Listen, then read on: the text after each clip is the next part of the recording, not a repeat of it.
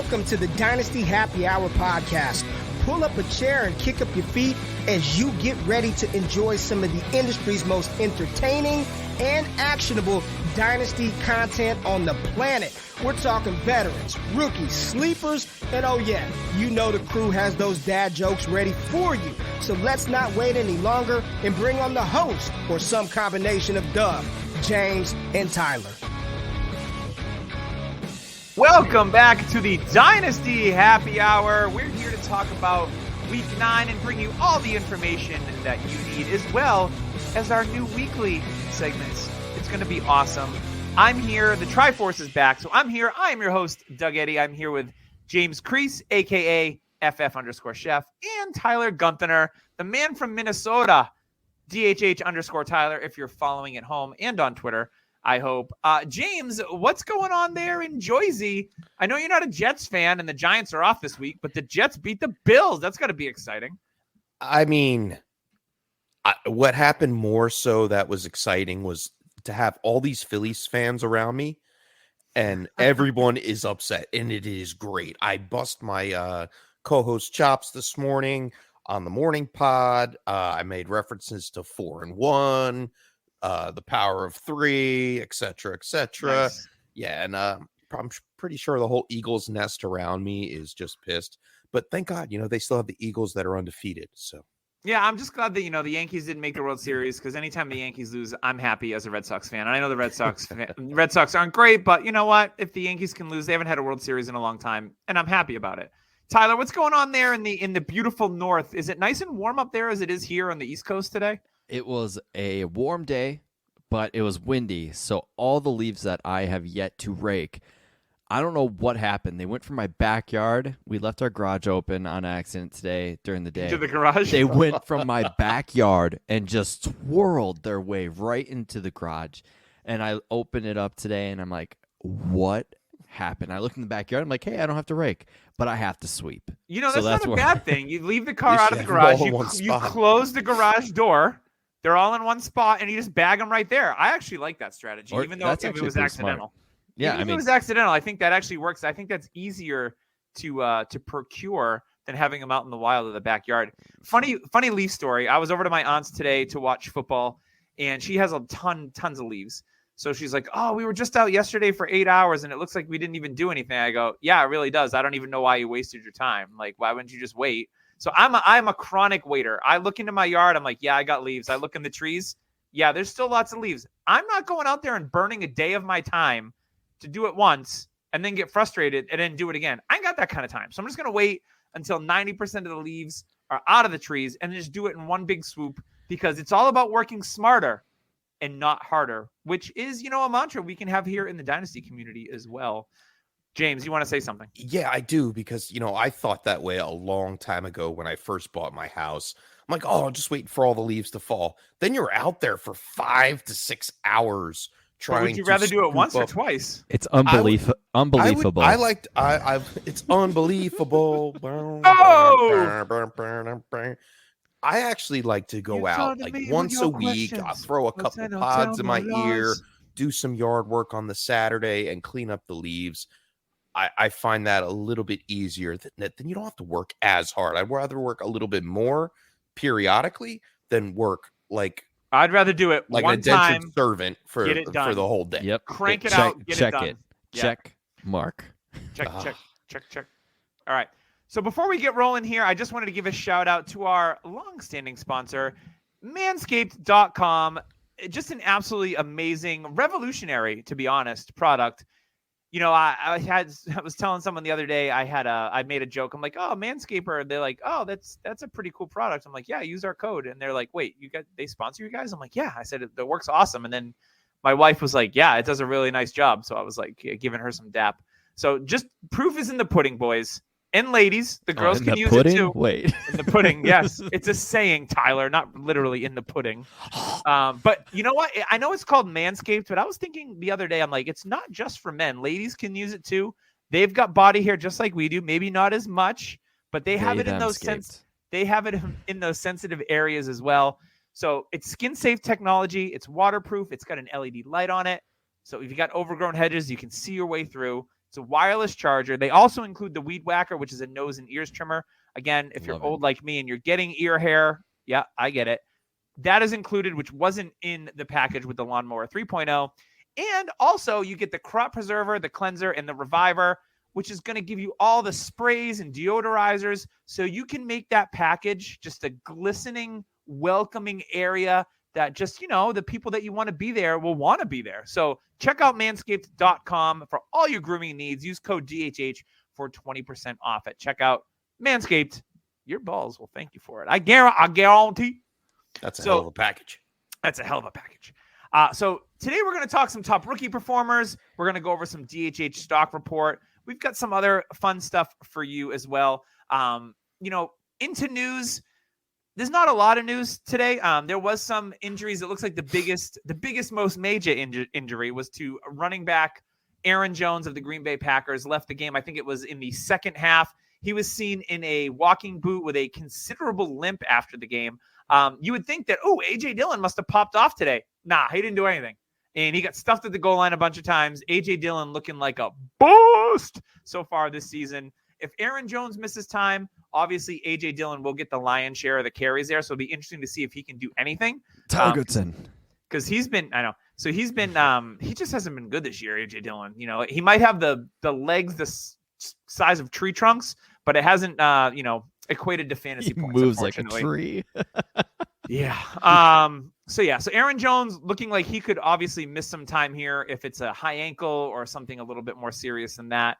Interesting one I saw. I was watching the Patriots game today, and Deion Jackson, I thought he tore his ACL. Like, there was a play that he had on the sideline. I'm like, oh, he's done for the day. He stretched it out. He came back in the game. So I was like, okay. It looked like it was bad, and it wasn't. The whole Colts offense stunk today. So there's, he didn't have a great performance or anything like that. It was, I like to call ugly in Foxborough. 9 sacks of Sam Ehlinger. I thought that offensive line was decent. The Colts are just, they're bad. Okay. The Colts are bad.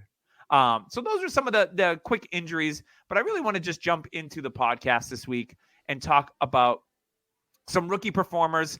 As we always do every week, there were some great ones. We're seeing a lot of these same names in this space every single week.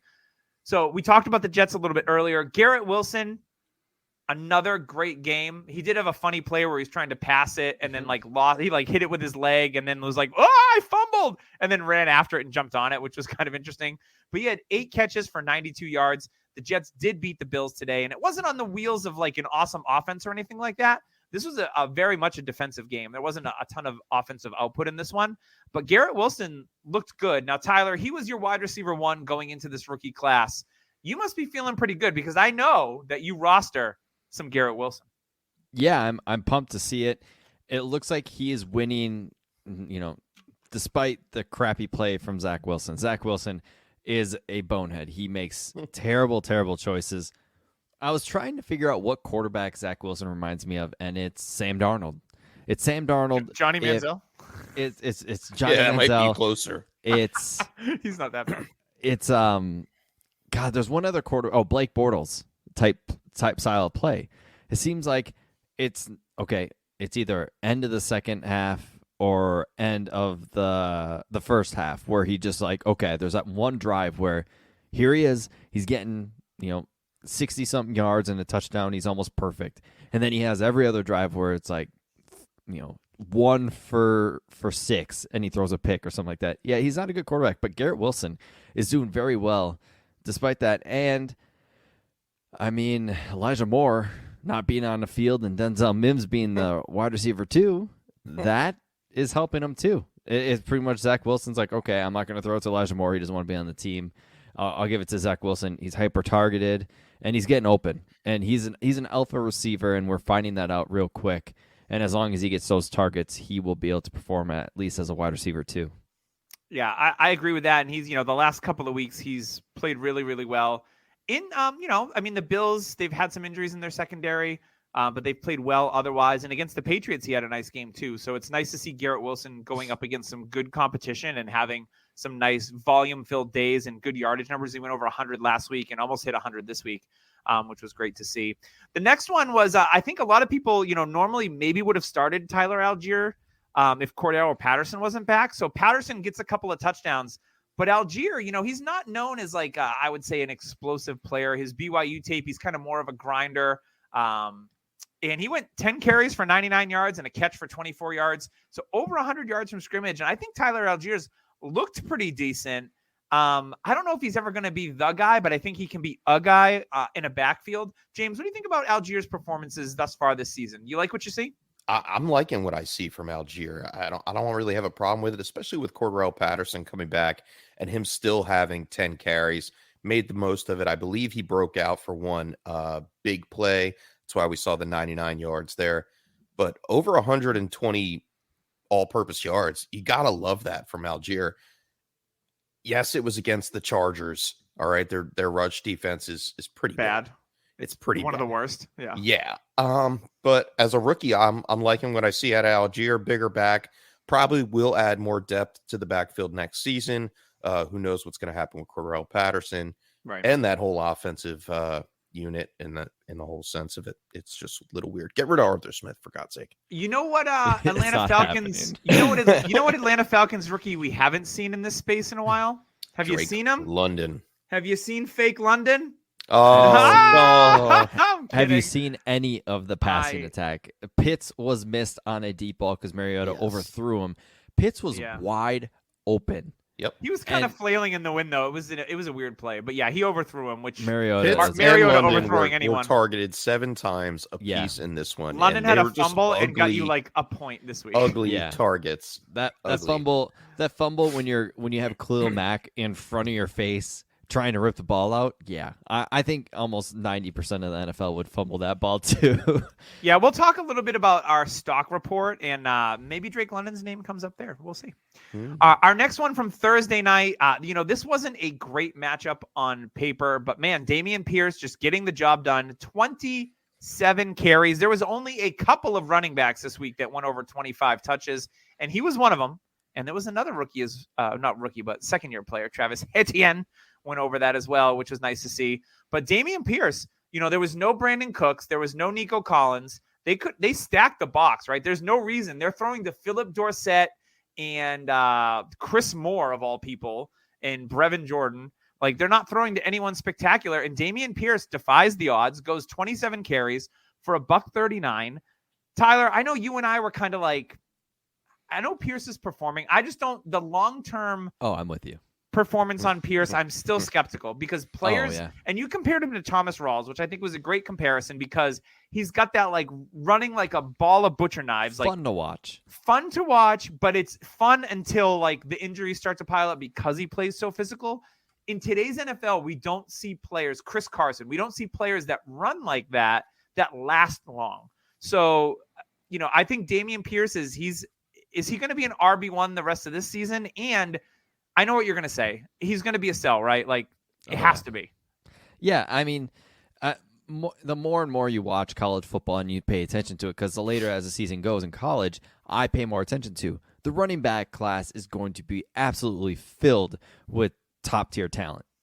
And that's not even including players that are below them. Like, there could be, honest to God, 10 running backs. And there's already a lot of talent in the league to begin with. Yeah, I mean, we'll go over a couple names, but Dameon Pierce as a 4th-round pick, that's fine.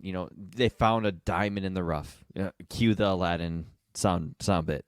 Like they did with Arian Foster. He was a later pick. Yes, that's true. Montgomery. The thing with Arian Foster is that was a different day and age. Oh, for sure. And we're in today's NFL where it seems like if you want that elite running back, they need to catch the ball. Now, Pierce has shown he can, but I don't think they trust him in doing that. And being a 4th-round pick, I'm not shocked they're giving him almost 30 carries a game. They are going to run him into the ground. Yep, they're going to use him and see you later after year 3 or 4. Like, that's it. The running back position is a meat grinder. I think that's every running back, actually, the way you're saying it now. Make some good hamburg, eat it, and then move on to the next. For me, I'll give you McCaffrey. Like, we're talking, it's only a 2-3 window. McCaffrey, I think, has another 2 to 3 years in his lifespan now that he's with San Francisco. They're going to use him properly. And once he starts aging, they're going to be like, okay, we need to limit your carries, but use you as a pass catcher. Same with Eckler. Guys like Pierce, it's like, okay, I had your year. Your value's topped. I'm out. And that's where I'm at with him. So for me, He's a sell. He'll probably be an RB1, maybe high-end RB2 this year, and that would be the time to sell. Yeah, I think he ends the season probably as an RB1 because the running back landscape just isn't it isn't great this year. So I wouldn't be surprised if he freaking running backs suck in Dynasty. Yeah, they suck. Like we said, is that once they hit 101 sell, Jonathan Taylor, how you doing? Yeah. All right, let's move on to another rookie running back who's scoring touchdowns every single week. Don't want to sell this one though. And another running back over 25 carries. It was Ken Walker, 26 for 109 and 2 scores, 3 receptions for 20 yards. So it was nice to see him get a little work in the passing game. Ken Walker makes a couple of runs every week that you're just like, man, his motor. Here's the thing. He doesn't take Pierce is a more upright runner. Ken Walker's a little bit lower to the ground. I'm not as worried like injury potential with Walker as I am with Dameon Pierce, just because of the way that they run. But I love watching Ken Walker play football.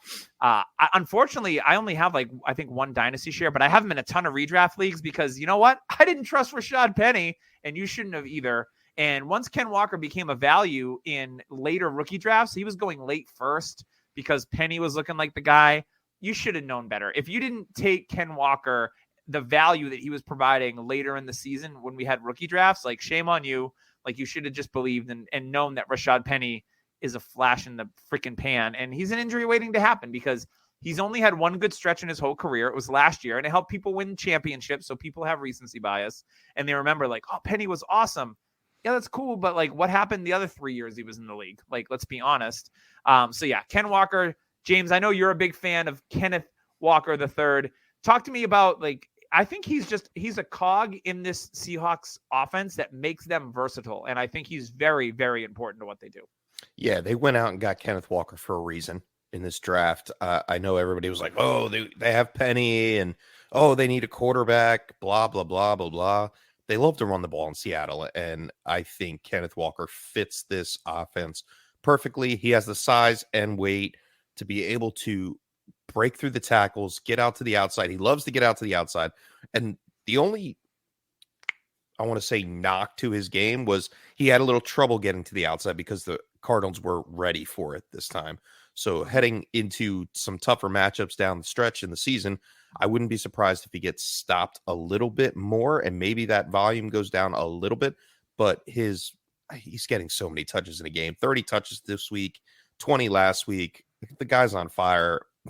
If you have him on your team, you're lucky, and I'm holding because it's only year one. Absolutely. All I see on Twitter is efficiency. Ken Walker's not efficient with his carries. He has a couple of big carries. You know who was also like that? Adrian Peterson. I saw it every Sunday. A lot of running backs are like that. And you know what happened? It was 1 yard, 2 yard. There's an 80-yarder. Then it was 1 yard, 5 yards, and there's a 70-yarder. That's what Ken Walker can be for his future because that's the type of running back he is. He's like you said, he's a guy who's going to get a ton of carries. He's a motor, and he's going to keep going 100% the whole way, and then he's going to break one. He's going to break one each and every game, and if not one, there's going to be another, and then another. If we had a breaking news drop, I would push it right now. Shout out to Derrick Henry. He just passed Earl Campbell as the most touchdowns for the Titans franchise. Yeah, and Eddie George too. I think he passed too because they were all clustered together. So yeah, Henry having another season. People were fading him. Oh, keep fading him. He's just a machine. That guy. He is the guy that we're gonna be like, you know what? If you can get a second for him this offseason, do it. Yeah, I know. He's like this generation's Adrian Peterson though. Yeah, except AP fell real quick. Oh, and I wouldn't be surprised once Henry turns 29 or 30, next year, 29. Yeah, 29 next year. Yeah, it's gonna be a couple. Yeah, we'll see what happens. But anyway, enough of Derrick Henry. Let's get on to our only tight end rookie performer. Tight end's been pleasantly surprising, I think, for rookies this year. We've seen some, your Daniel Bellingers. Chigakwanko had a big catch in the game tonight for 48 yards. It's my tight end to buy a few weeks ago. Shout out. Cade Otton. No, Cameron Brate was ruled out again. And I actually fired up Cade Otton in our comic book league because Mark Andrews was ruled out. And I'm like, I'm not going to start Jonnu Smith. So I'll elevate Cade Otton from the taxi. And he had a pretty quiet game up until the fourth quarter. And Tom Brady relied on him to make a couple of big plays. He catches the game-winning touchdown and goes 5 for 68 and 1 which will be easily a tight end 1 performance because tight end sucks. So yeah, Cade Otton, I like what I've seen out of Cade Otton. We know Brady's not going to be there long term. I wouldn't be surprised if this is it, like for Brady in Tampa. Maybe he goes somewhere else. We don't know what Tampa's future is going to be at the quarterback position. But the only other guys they got on the roster there, they've got Cameron Brate. They've got what's the other guy they got there? I can't and Rudolph. Rudolph, yeah, they got nothing. But Cade Otton is definitely the future of the position in that franchise, I think. So Cade Otton to me, in his rookie year, looking really, really good. And it's nice that Brady feels comfortable throwing to him in clutch spots. I was crossing my fingers for a Godwin touchdown, but Otton got it. That helped me out too. And I love to see it when a young player at a position that, frankly, is nice to get a nice tight end 1 week, especially when in a bye week hell with 6 teams. Yeah, that's nice. So shout out to Cade Otton, looking good out there, buddy. All right, before we get on to our DHH player stock report, I want to give a shout out to our long-standing sponsor, is Trophy Smack. TrophySmack.com, the absolute pinnacle of fantasy trophies, whether you play fantasy football, baseball, basketball, hockey, fantasy, I don't know, whatever.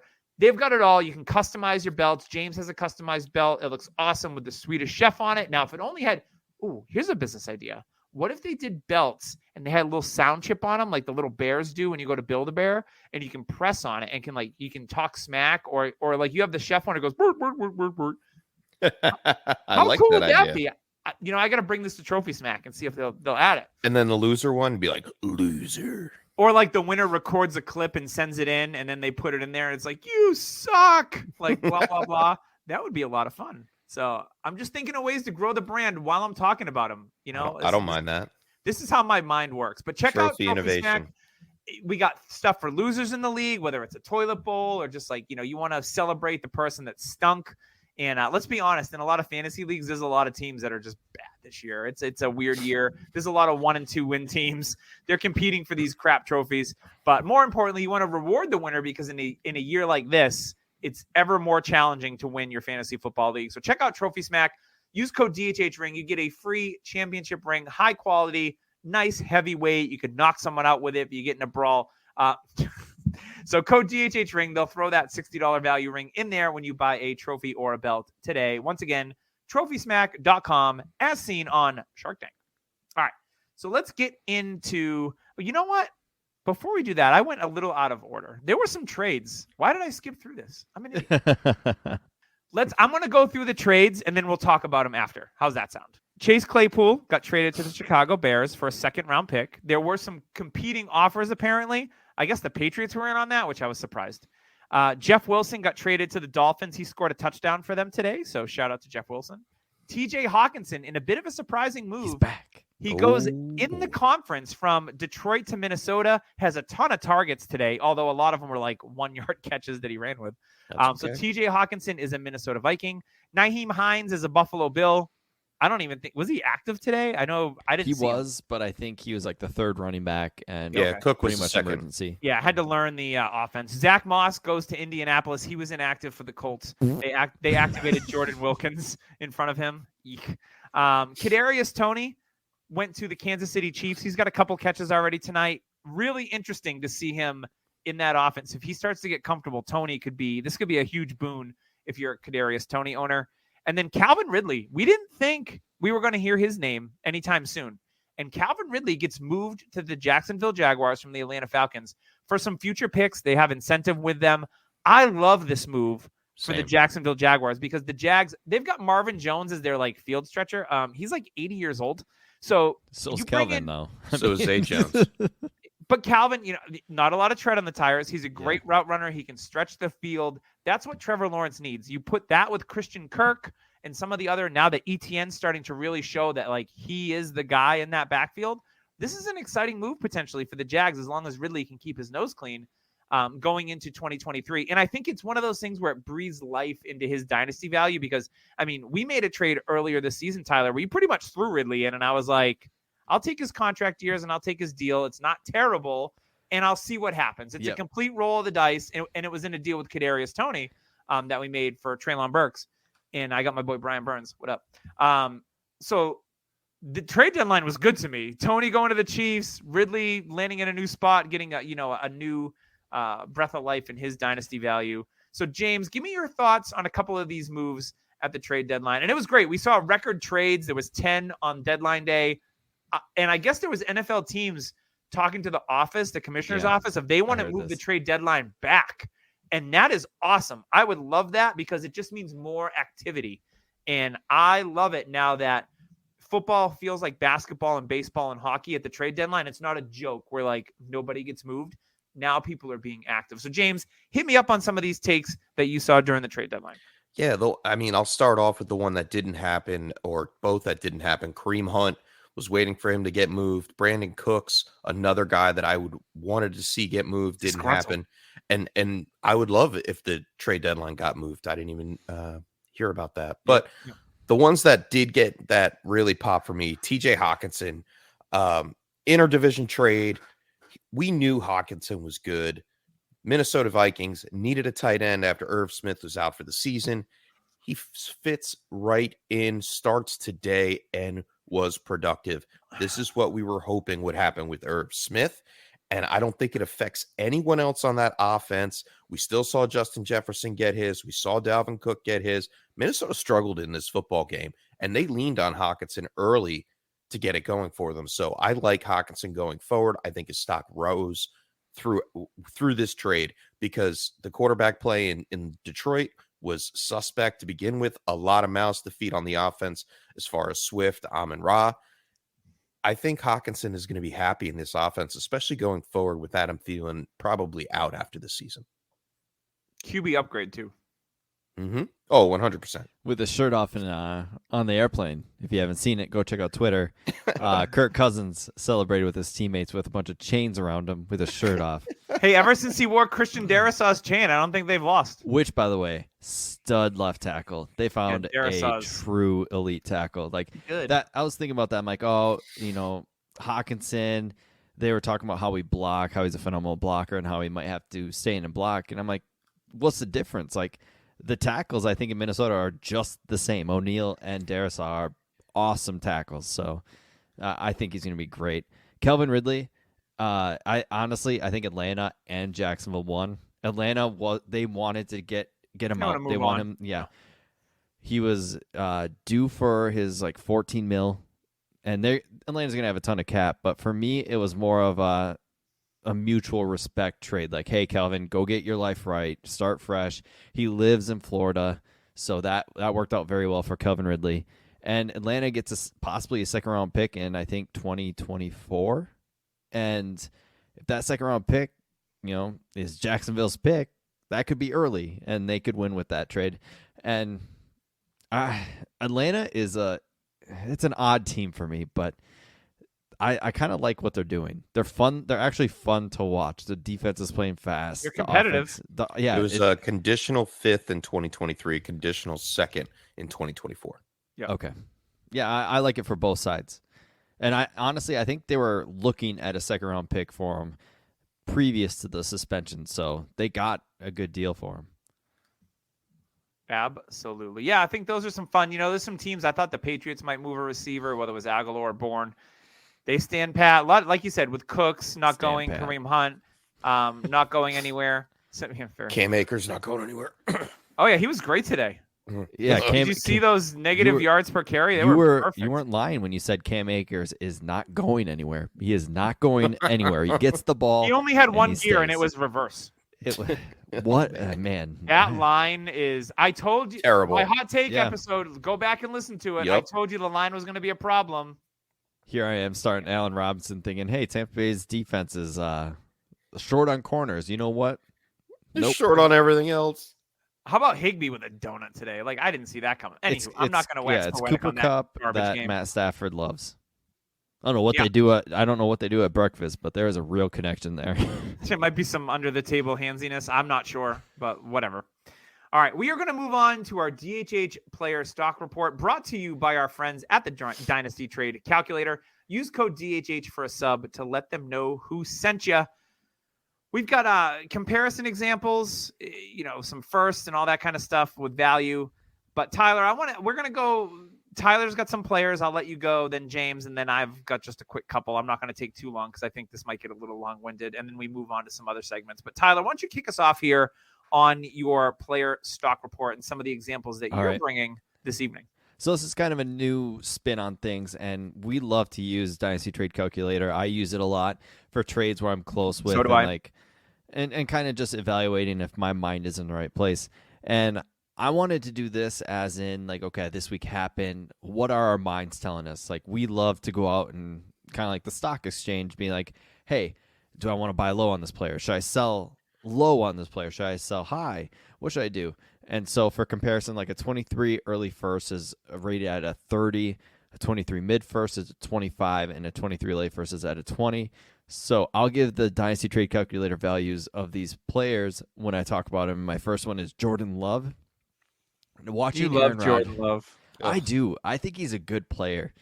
And I would be shocked if we see him later on in the year. If the Packers get far, far behind, maybe they want to see. Because I would not be shocked if Rodgers is like, hey, I'm out of Green Bay or I'm just retiring. Like, you guys got to decide.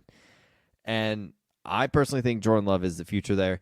Aaron Rodgers had to wait 3 years until he got his shot when Favre left. It's Jordan Love's third year this year. Maybe he'll get a shot his fourth year. Like, we're like, oh, God, we have to wait for Jordan Love. Hey, maybe it's going to help. And the best part about it is LaFleur gets to pretty much control what Jordan Love does. He can't control Aaron Rodgers because nobody controls Aaron Rodgers. So I think with Jordan Love in, they can actually run a sound offense that LaFleur wants to run.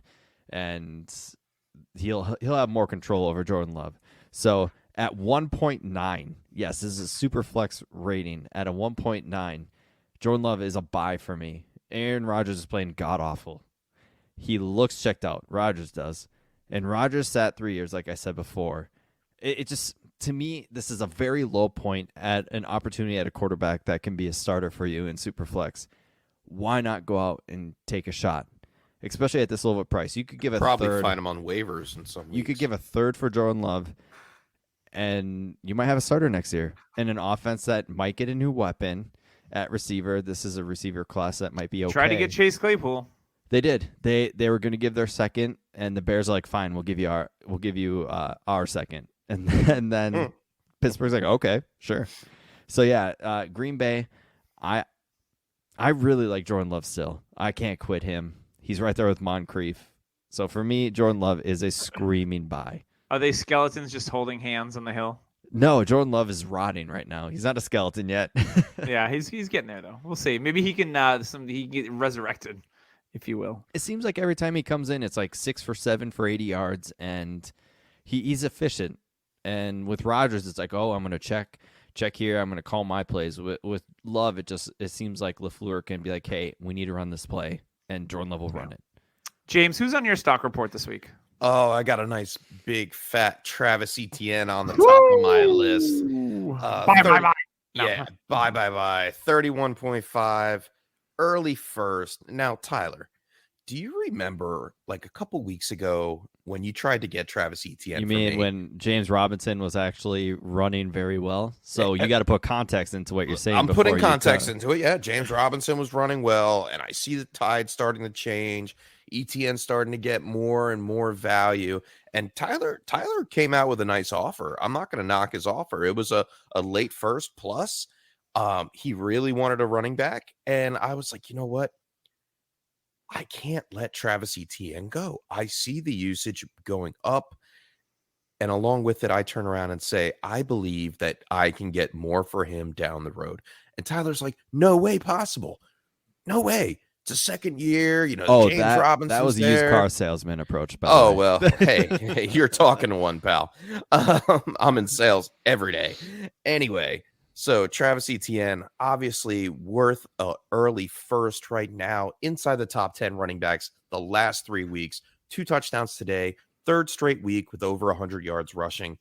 He is one of the focal points of that offense, if not the focal point of that offense. It seems to be working around him. They use the play action off of his runs to get the ball down the field. And Travis Etienne, man, he's good. So I'm rolling with him. Nice comeback win by the Jags today. They were down 17. Now the Raiders have blown I picked 3. them to win. All I needed was a Josh Jacobs touchdown. The Raiders have now given up 17-point leads in 3 different games, and that's like ties for the record. And it's let me check, week 9. So Raiders bad. At a 31.5, that is more than an early first. Would you rather have a potential superstar of Bijan Robinson, who looks to be elite? All scouts are saying this guy's movement ability at his size is insane. It's top notch. So are you with this buying or selling? I would have to say I'd have to wait and see after the draft. That was not an option. Yes, it most certainly is. The draft hasn't happened yet. We don't know what's going to happen. I mean, Bijan he could come out and be. I always lean on the give me what I can see with my eyes in the NFL. Correct. Like, you just never know. Like Bijan might. I mean, how many running backs have we seen be awesome in college and then not do well in the NFL? A lot of them. Travis Etienne's projections. He may finish the season as a top 5 running back, pushing his dynasty stock way up in the offseason. Top 5. And you know what? Yeah. After the draft, they probably will pick up someone. But I don't know if it's going to be anybody that's really going to take away any work from him. Why would they do that? No, because it's Jacksonville. Yeah, okay. But no, I just see him still climbing the mountain of production, and I think his rank and value continues to grow for at least until I wouldn't sell him until after your rookie drafts or right before. I would probably try to get like a early first plus. All right, last question about it. You don't need to take a running back. You could take a quarterback. This is super flex ratings, so he's worth more than the 101. And you have a potential to get a quarterback in this class. CJ Stroud is all the hype right now. He had an off game against Northwestern. Bryce Young, he's smaller than Kyler, if you have not seen. I'm going to stop you right there and ask you, in the last 2 years, how's that worked out? Well, I mean, Justin Fields we'll go over in a little bit, but sure. Like, he's on a hot streak now for sure, yeah, but like you also had to like plug through his rookie year and go, this guy stinks. But the thing is, like Trevor Lawrence, he's dropped in value, but it's a quarterback. You haven't seen that extreme drop to where I mean, I guess it all depends on what you're looking for, what you need. Okay. If you can get out of Travis Etienne, plus like someone's in love with his production, and he hits that plateau of a first plus, and you're going to trade for a super flex high end quarterback in a rookie draft, maybe. It all depends. Like if Travis Etienne's probably not your running back 1, all right, on your team, you probably grew your team elsewhere. But if he is your number 1, I'm not selling him. Yeah, because if you were getting Etienne, you probably drafted him between 105 and 109. You probably got him a little bit later in your draft. He sat your whole year last year, so you had to make moves around that.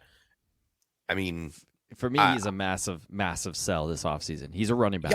That's my only thing I need to say. I'm not going to sell him right now, though. No, I'm not going to sell him in season because I don't think we've seen. It's Jonathan Taylor all over again. We haven't seen him plateau yet. Shush. All right, let's keep it moving. Tyler, you talked about Garrett Wilson a little bit earlier. Anything more to add on your stock report? Yeah, he's worth a mid first, and I'm smash accepting a mid first for Garrett. Like, I'm giving a mid first for Garrett Wilson easily. Yeah. Like, okay. That's pretty much it. Zach Wilson is locking in on him, and imagine a better quarterback throwing to Garrett Wilson. Oh, I can't wait. I agree, James. When Mike White came in for like 1 down, I was like, yes, it's over. Oh. When Wilson got hurt, I'm like, they're gonna unlock the offense. I was actually happy, and then I was sad again. And then you get sad about Brees a little bit. You're like, oh, where's Brees Hall? Yeah. So James, I love this player that you have next on your stock report because I think he is a sneaky player. He's good to go and target. So talk to me, James, about this next receiver that you have. Next player I have is Donovan Peoples-Jones, and you're not going to find him anywhere near the top of the ranking sheet for Dynasty Trade Calculator, which is perfect. His value right now on Dynasty Trade Calculator, 2.0. It's a mid-third.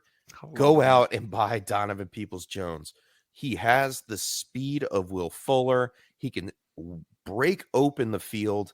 Watson coming back. He's going to light him up. The last 3 weeks, he's been a wide receiver 3.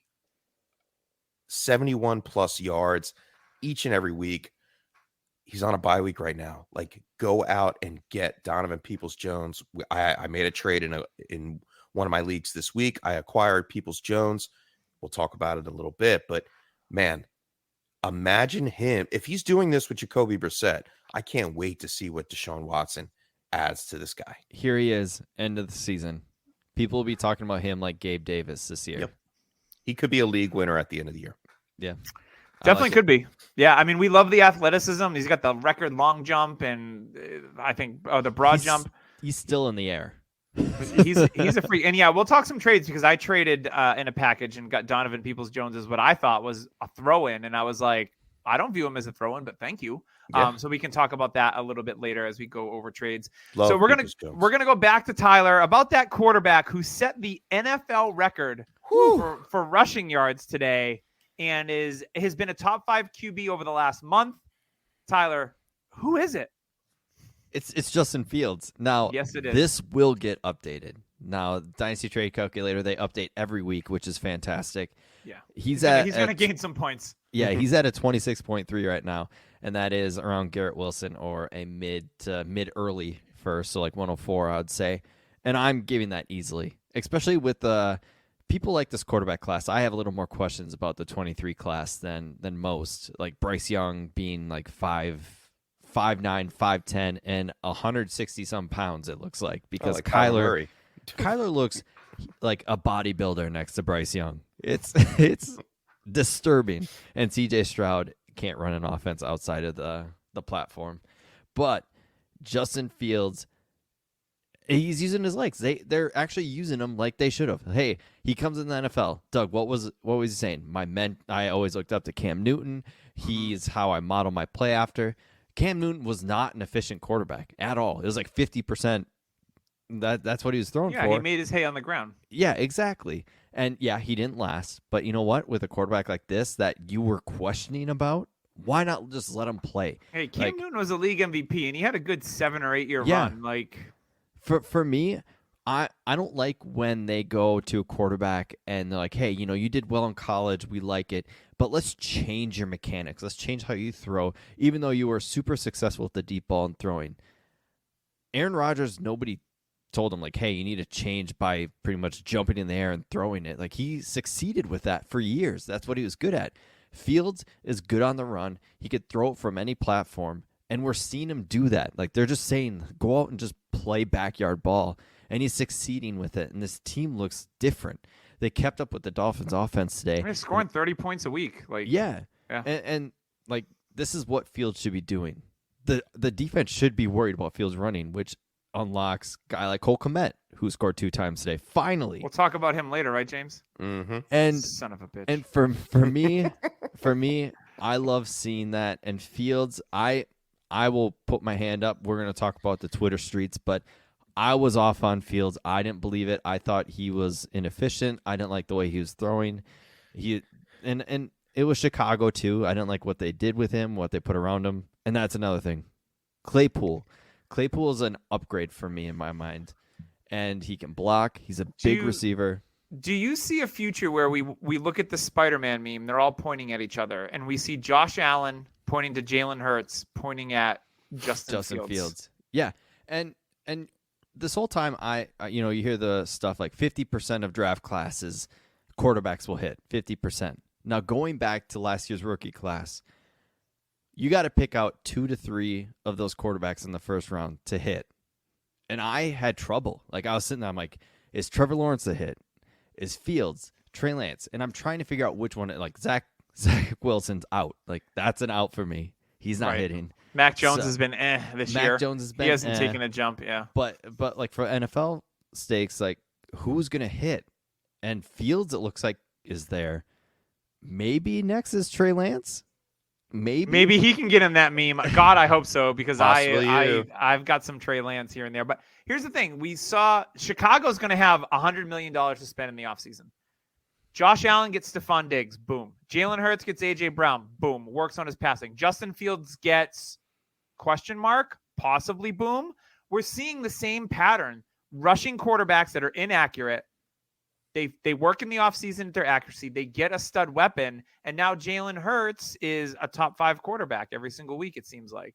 And, he was questioned him like, oh, is he the future? Yeah, he's the future there. He looks great. I think Justin Fields, they're going to have the money to pay or trade for a receiver on a big contract. Wouldn't surprise me, like I said, if it's Spider-Man meme next year and Justin Fields gets a weapon and then all of a sudden it unlocks the passing game and it's the same as it was with Jalen Hurts.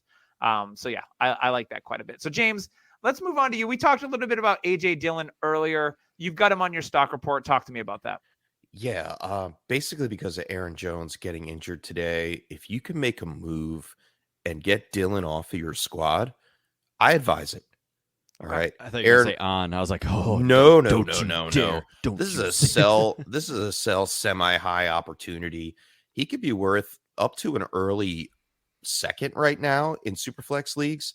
12.5 on the rating sheet. Mid seconds going for about 9. Early seconds going about 12. So Okay. I like getting out on A.J. Dillon now before his stock plummets even more. We had high expectations in the offseason. They re-signed Aaron Jones. He looked good last year, too. And even going into the beginning of the season, we said, oh, Dillon, 1B. He's looking like a 2E at this point. And it's just not looking many good. Jokes there. It's just not looking good for A.J. Dillon. So, yeah, I think get out while you can. Sell high. Well, it's not really high, but it's sell where you got him for. Get out while you can. Get your equal value. Yep.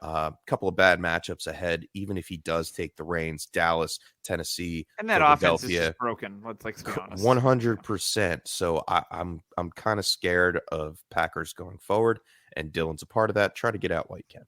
Agree with you.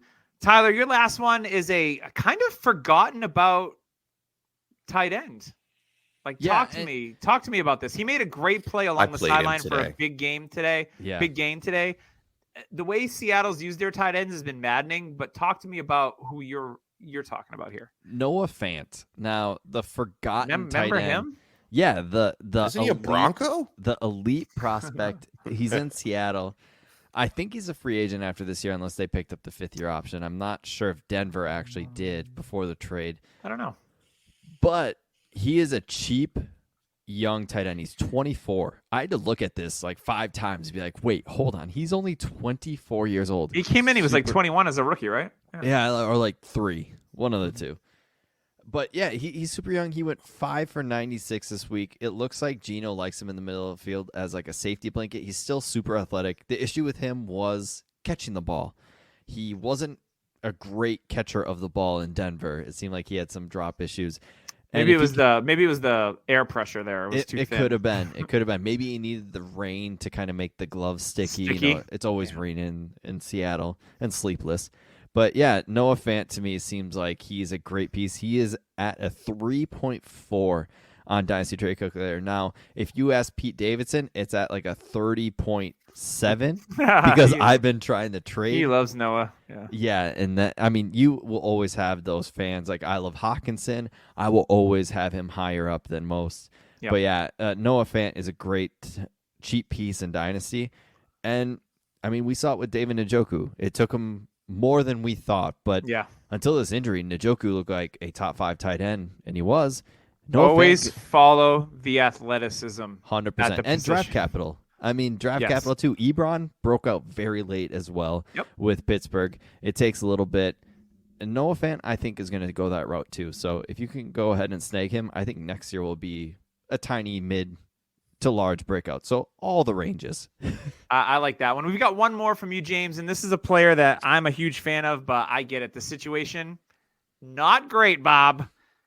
Talk to me about your last player here. I'm nervous about Michael Pittman. I'm really, really nervous about him. I'm really nervous about the Colts situation as a whole. Ellinger looked like Ellinger that we saw in the combine. Very inaccurate, overthrowing passes. It's not good for Michael Pittman.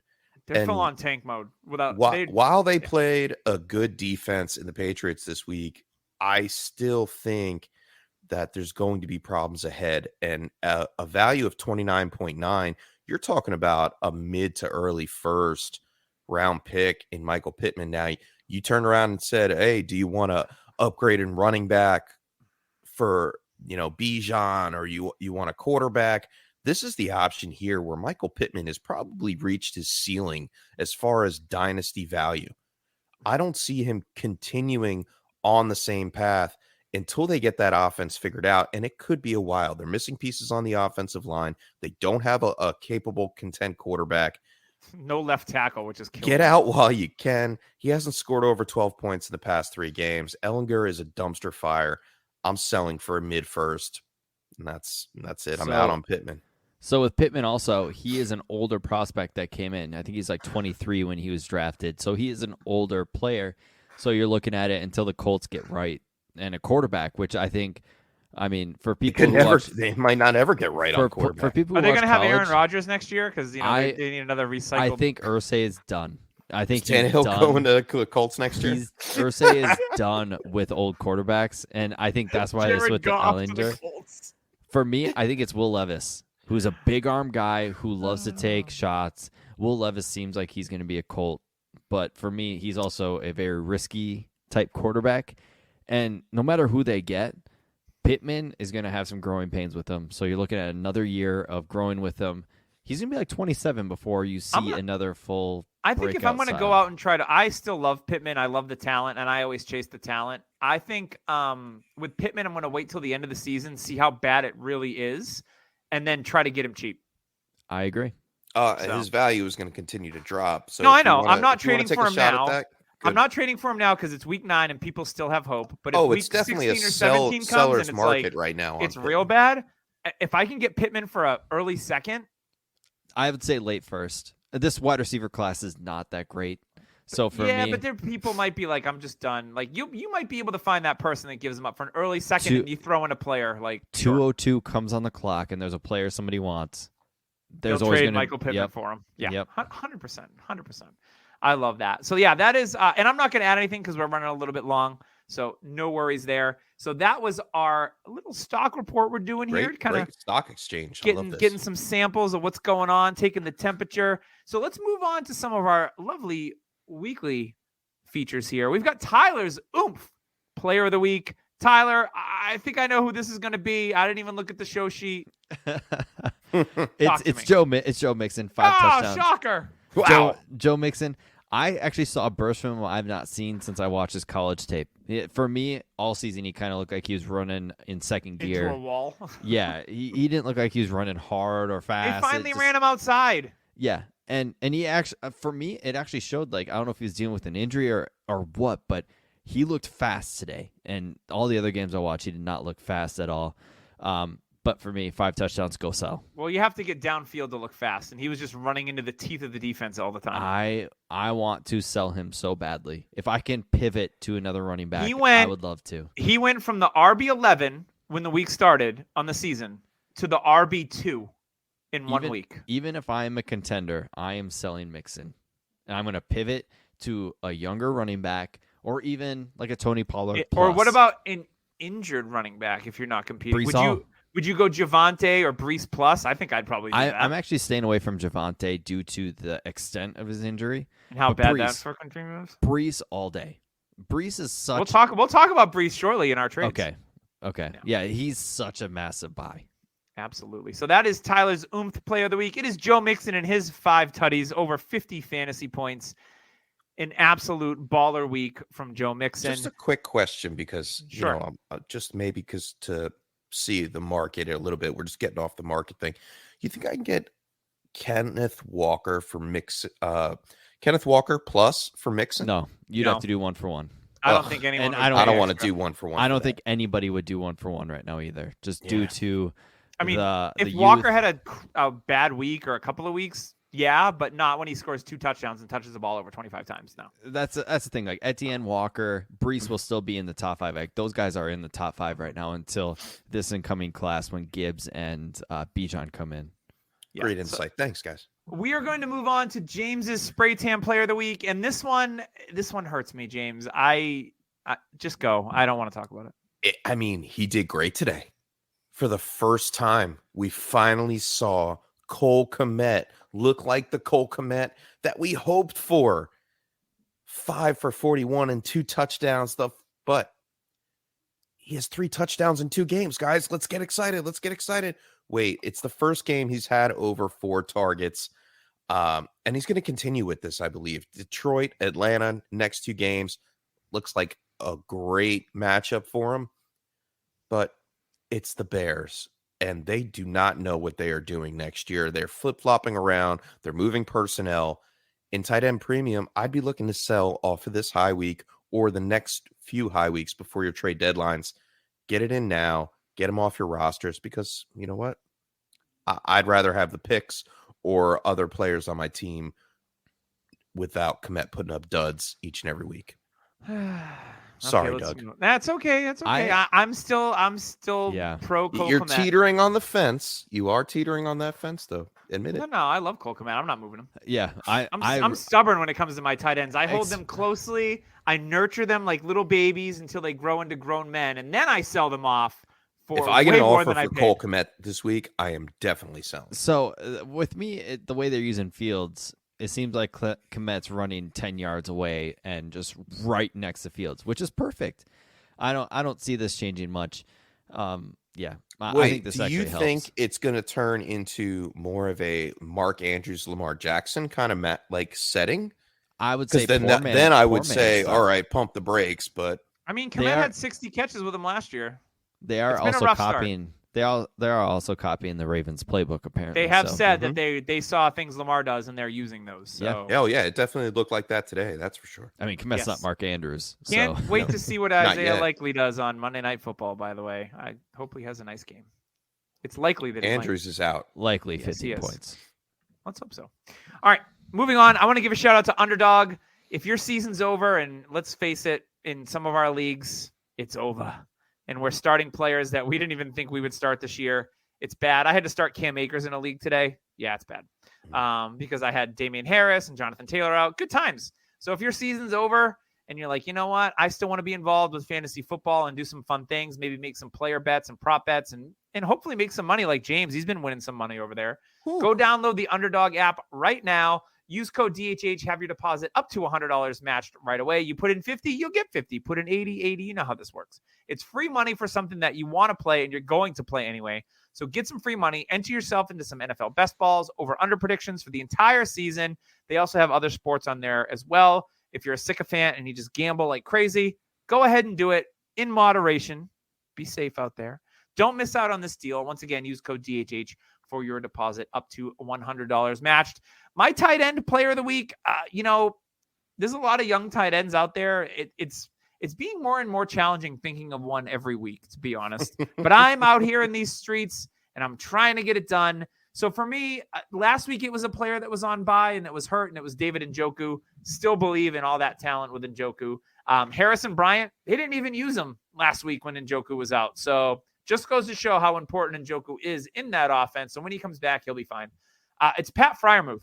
So Pat, his low-key had an over 20% target share, and he's Kenny Pickett's favorite target. Now, it's going to be interesting with no Chase Claypool. They're going to get George Pickens, Deontay Johnson, and Freiermuth. I think those are the three that they're going to use in the passing game. Calvin Austin. I was just going to say, keep an eye on Calvin Austin when he comes back. He's a very intriguing prospect. He's been on some of my IR spots in some of my leagues, so it'll be interesting to see what his usage look like. But Pat Freiermuth has been a solid 6 or 7 catches every week, 65 to 80 yards. We know he's a beast in the red zone. He should continue to be a tight end 1. And we all know what I've said about him versus Pitts.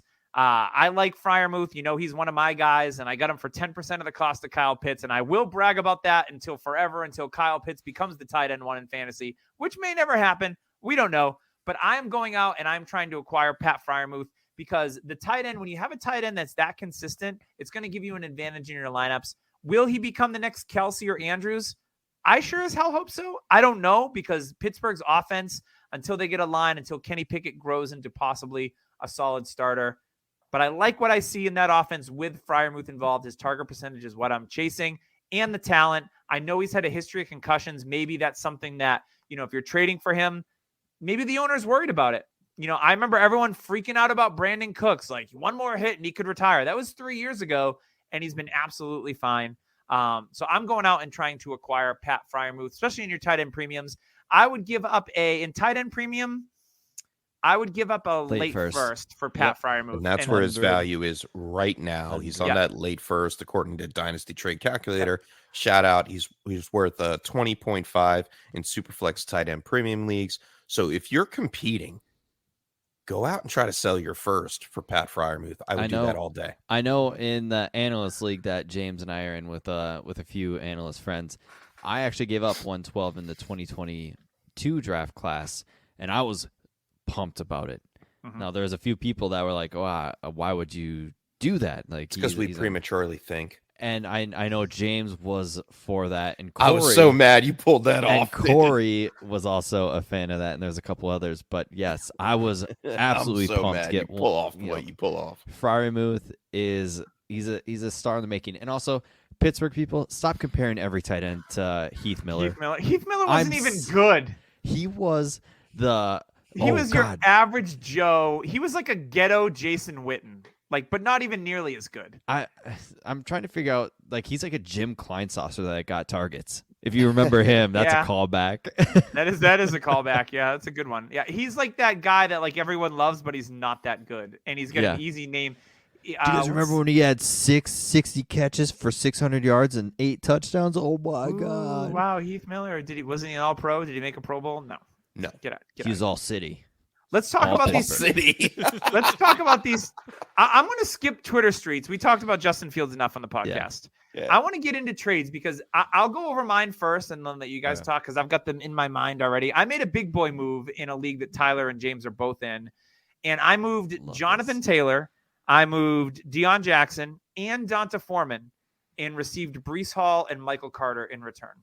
Now, part of me was like, I'm looking at my roster. I have McCaffrey, I have Cook, I have Ramondre, I have Miles Sanders. I was like, okay, I have all those guys for the future. I really like Breece Hall. The guy that I traded to is a Colts fan. So I said, hey, straight up Taylor and Jackson for Hall and Carter. And he's like, if you throw in Donta Foreman, I'll do the deal. So I'm like, I'm never really going to start Donta Foreman.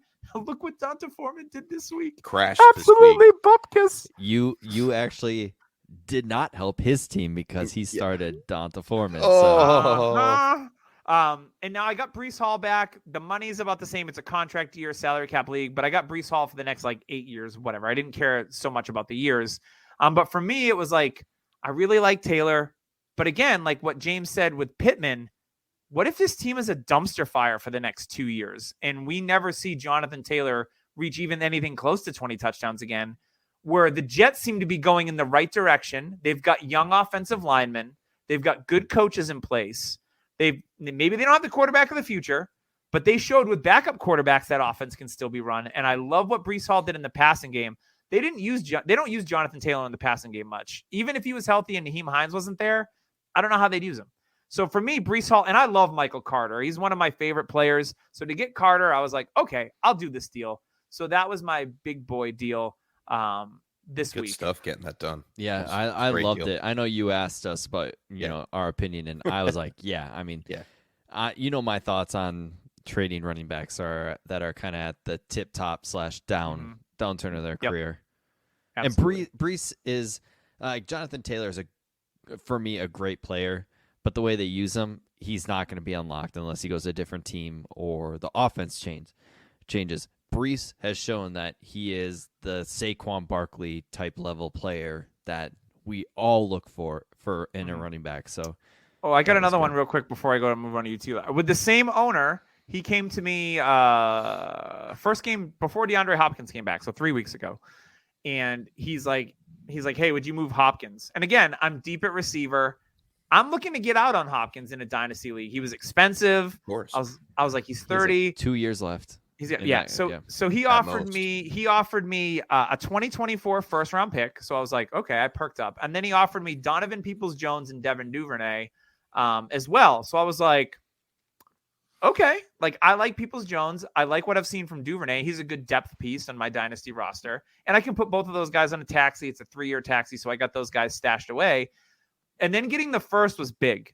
Tyler even said, we talked about it, and he's like, well, what if his team's not great? That could be a really great receiver. Marvin Harrison Jr., who is like dynasty top 24 receiver right now. Yeah, and I he's mean, not we'll see even if that eligible. pick ends up. He's not even ends in up- the league yet. We'll see if that pick ends up being that high. But even if it isn't, to get an extra, maybe possibly mid first for Hopkins, when honestly, like I looked at my team, I think I can compete. Could I win the whole thing? Sure. But I was like, I have enough depth to get a pick. Tyler's like, no. To get a pick, I was like, all right, I need to start because I've traded picks. I traded to get McCaffrey. I've traded picks to get Cook. Like now I'm kind of in the mode of like, all right, I'm getting younger players and I'm accruing picks. So I'm trying to build something at the same time as keeping it a little bit young. So I think the deal made a lot of sense. So I'm super happy with it to get a first round pick back for Hopkins. And this is before he even played. Like, I mean, he had a quiet week this week. He did have a touchdown, but the last 2 weeks he's been great. And I'm still happy with it. Like, I'm happy to move on. And the best part about it is you and I, about 2 years ago, you traded CD Lamb to me for Hopkins in the same league. You won a title that year. So yes, Hopkins helped you win a championship. And now you're kind of saying peace out. But he's still getting a high-end return on his investment, which is great. 100%. And hopefully Peoples-Jones. I have Deshaun Watson too. So that was nice because I can pair those guys together. You need him. Yes. Yeah, I really do. I need him to be good at least when he comes back. Yes. I need one more quarterback in that league. Screw you, Russell Wilson and Matt Stafford. Your quarterback bums. carousel is You the bums. best thing to watch. Brissett and Mariota have outscored both of you bums. The best part about it is Doug has no idea who to start, and whenever he starts somebody, there's always that one on the The bench other that guy just goes off. off. It's so fun It's to true. watch. It's All very right, I got a couple trades I want to go over. Zach Ertz for CPatt in a league. It's a contract league. Ertz was on the last year of his deal, so he's off my team anyway after the year.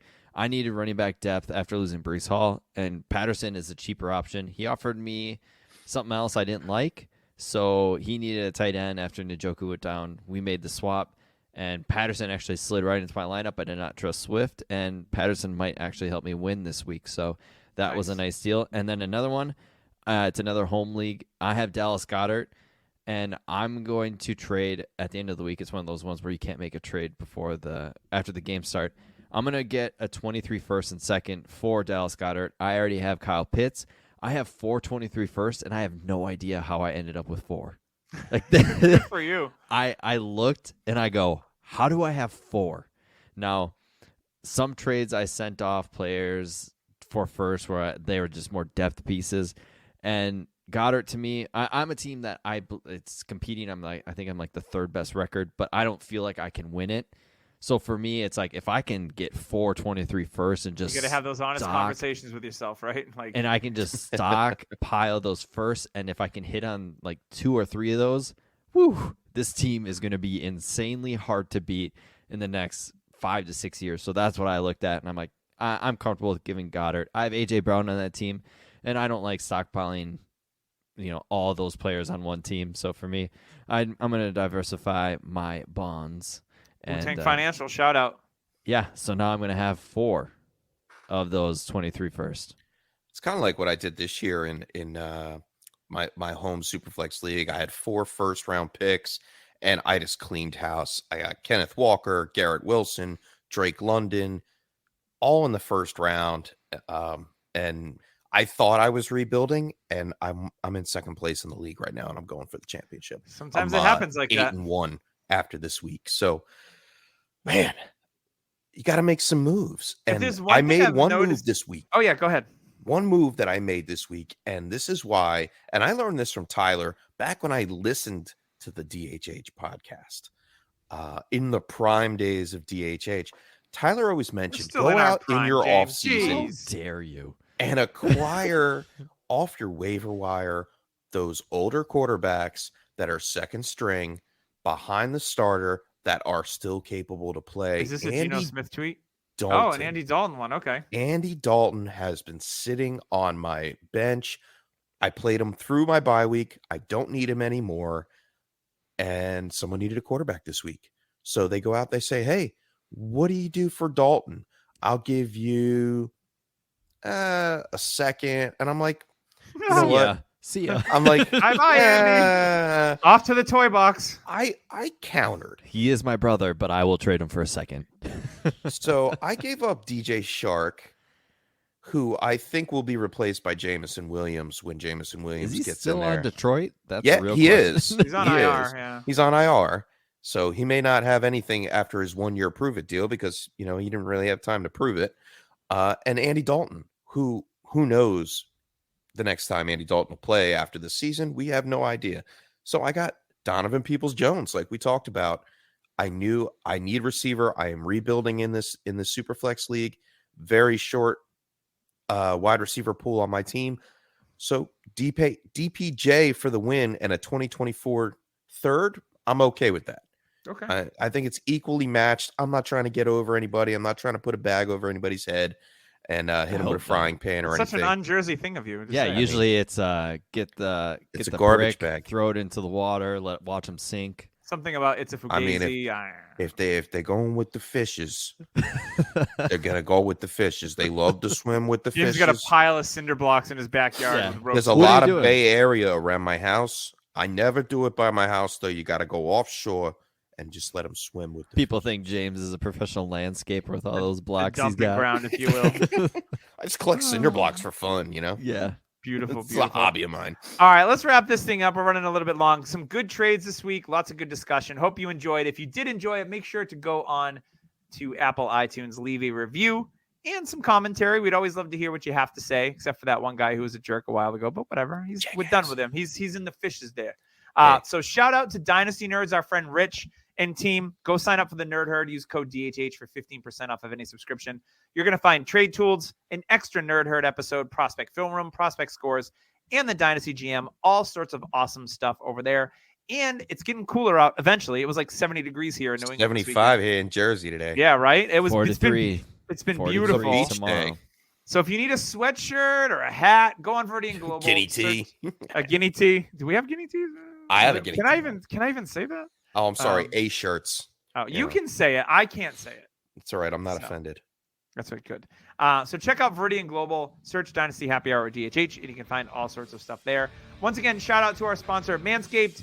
We've got Underdog, as well as Trophy Smack. You heard the codes before. Make sure you use them. Go support the sponsors. We'll love you for it forever. And we're just going to wrap this up. We're going to see you next week on the Dynasty Happy Hour.